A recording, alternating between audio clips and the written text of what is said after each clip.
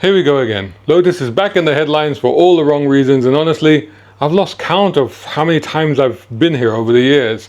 Honestly, I've been a Lotus fan since I was a kid when I fell in love head over heels with the Lotus Esprit, as you can see up there. The button car, the wedge, the icon supercar, right? But this is a company that has been perpetually in trouble and teetering on the edge for decades. Toyota tried to stabilize it, GM gave it a go, Proton actually kept it ticking over for quite a few years, and now Geely, whatever you want to call them, the Chinese giant, they own the keys, and yet here we still are. Lotus, once again, in lots of trouble, usually serious. A brown car guy.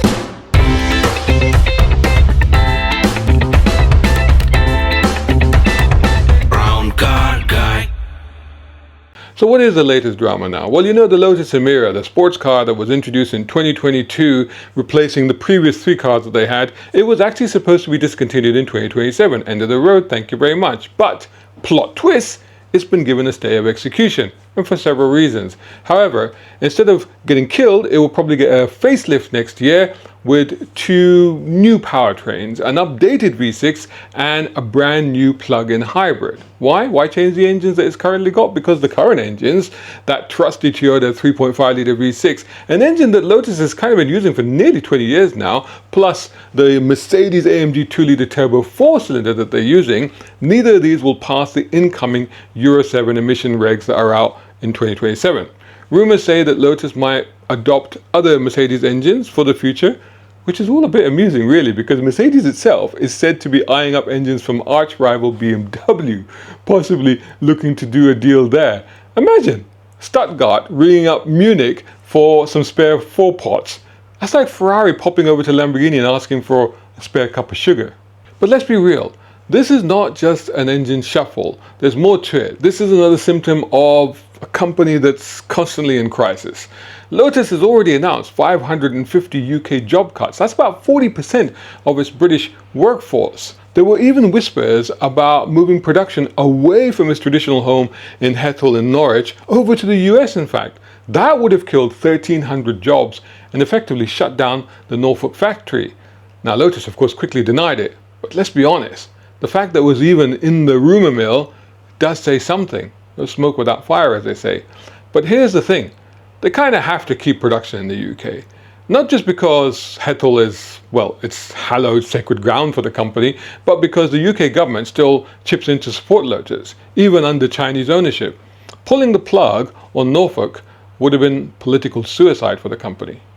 Meanwhile, the sales picture, well, that's not looking very good, frankly. In the first half of 2025, Emira deliveries fell by nearly half. Just 891 cars were shipped, thanks in part to tariffs hitting exports to the US. Just for a minute, compare that to, say, Porsche, which shifted over 18,000 911s in the same period. That's the scale of Lotus's problem. Add in weak demand for the Eletre SUV and the Emeya saloon, and Lotus ended up with a $313 million loss for the first 6 months of the year, which is actually an improvement over the $424 million loss previously. It's still grim reading though. And it's not just the numbers. Anecdotally, and honestly, I'm always out looking at cars when I'm out and about. I have maybe seen 2 Electras on the road since it launched. That's it. And as for Emeya, I've not seen a single one. That's not buyer hesitation. That's the market simply saying, no thanks, mate. Here's the crux. Lotus built its name on lightweight, fun, driver-focused sports cars. Chapman's mantra, simplify, then add lightness. And now, they're churning out bloated EV SUVs that weigh as much as an asteroid. Even the Amira, as brilliant as it is to drive, although I haven't driven one myself, but anyway, it doesn't really plug the gap that was left when Lotus pulled the Elise, the Exige and the Evora a couple of years back. That was a foolhardy strategy, honestly, because, and it was under Proton that these cars were launched and introduced, and Lotus actually had one of its most successful and sustainable periods ever. These little cars literally kept the company going. Kill them all in one stroke and you end up, well, here, desperately trying to hybridize the last petrol car left in the lineup.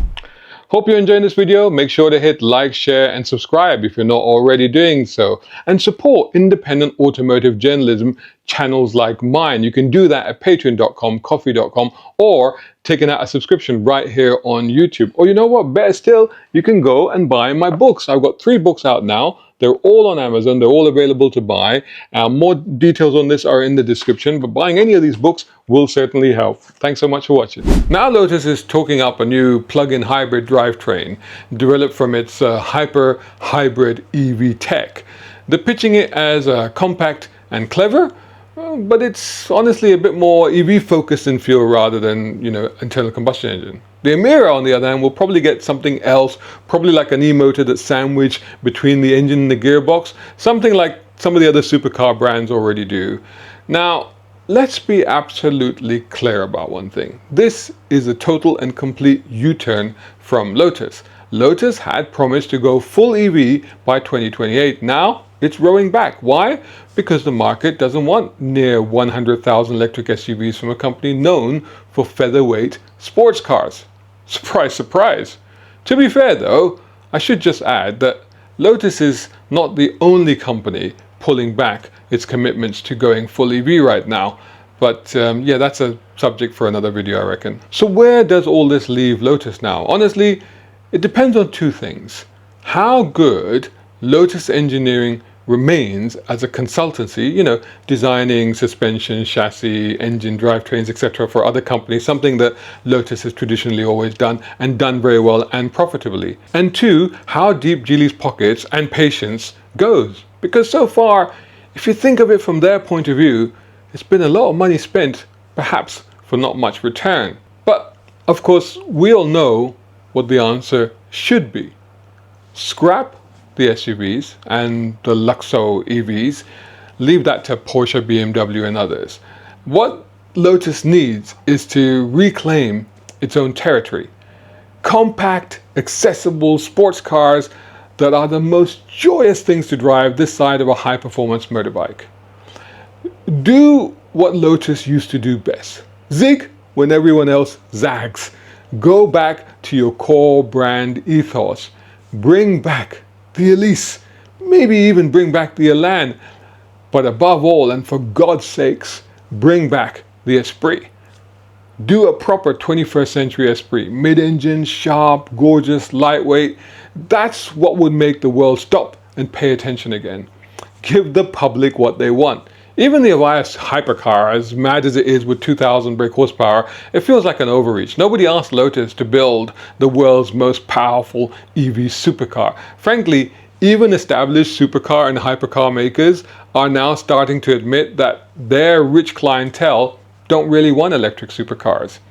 What we all want from Lotus is for a car that makes us grin like an idiot every time we turn the key. And yes, I do mean key. Okay, I know, you're gonna say, what about emissions regulations? What about the transition to EV? Well, we've got till 2030 for full EVification. And even then, I personally feel it'll be pushed to 2035 at least. So we've got at least 10 years. And B, Lotus was always about workarounds, finding clever solutions that no one else could even conceive of, outsmarting the fun police in pursuit of giving its customers pure driving perfection. It needs to remember and go back to doing that. Keep in mind, this is a company that invented active suspension, bonded aluminium tubs, noise cancellation, and steering feel so pure it made Ferrari owners jealous. If anyone can wriggle out of these regulations and still give us joy, it should be Lotus. Come on, Lotus. Make it work. Anyway, the news is that the Emira survives for now. And that's if Lotus survives, of course, which is something I have speculated a lot about, it seems, sadly, over the last 35 years or so that I've been covering the car industry. Frankly, this much loved by enthusiast company very much remains on life support. Now tell me, what do you think? Have I got it wrong, and does Lotus need to keep chasing the billionaire market with lumpy SUVs and saloons and EV hypercars? Or should it return to its roots, the lightweight fun machines that made us all fall in love with Lotus in the first place?